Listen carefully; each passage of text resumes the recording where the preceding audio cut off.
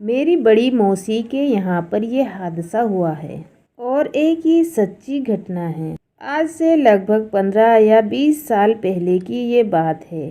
मेरे मौसा जी के 2 भाई थे, जिसमें मेरे मौसा बड़े भाई थे।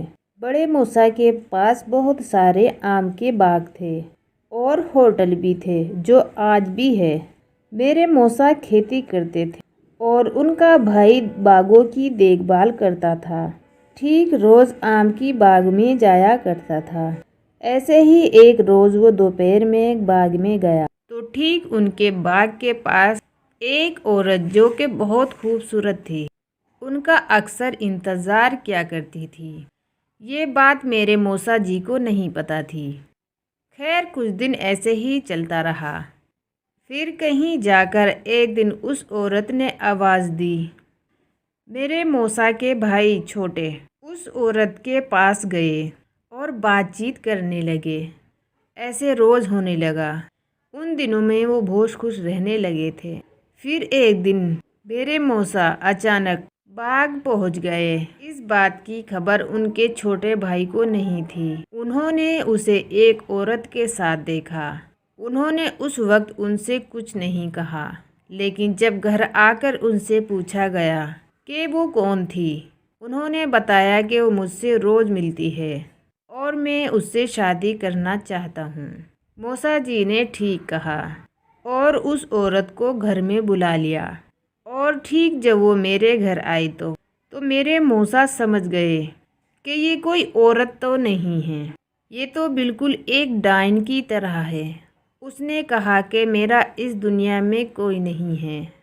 मौसा ने उसे अलग कमरे में रखने की इजाज़त दे दी, पर मेरे मौसा को पता था कि वो कौन है। उसे अक्सर घर का कोई भी काम दिया जाता तो वो पल भर में ही उसे ख़त्म कर दिया करती थी। इससे सब लोग हैरान थे, आखिरकार ये क्या है। इसी तरह एक दिन वो कमरे में सो रही थी, तभी मेरी मौसी ने उसकी चोटी के बाल काट लिए। कटते ही वो कुछ गुनगुनाकर बोलने लगी, लेकिन वो कुछ नहीं कर सकी क्योंकि उसकी चोटी मेरी मौसी के पास थी। पर उसने मेरी मौसी से कहा कि अगर इस बात को तुम अपने देवर को बताओ। दोस्तों, मौसी ने किसी को भी कुछ नहीं बताया, लेकिन एक रात मेरे मौसा के छोटे भाई ने उस औरत को डायन के रूप में देख लिया और वो इतना डर गया कि किसी से कुछ भी नहीं कहा। एकदम शांत हो गया और खाना पानी भी छोड़ दिया और बाहर जाना सब कुछ छोड़ दिया। उससे सबने पूछने की कोशिश की, तुझे क्या हुआ है, लेकिन वो नहीं बता पाया।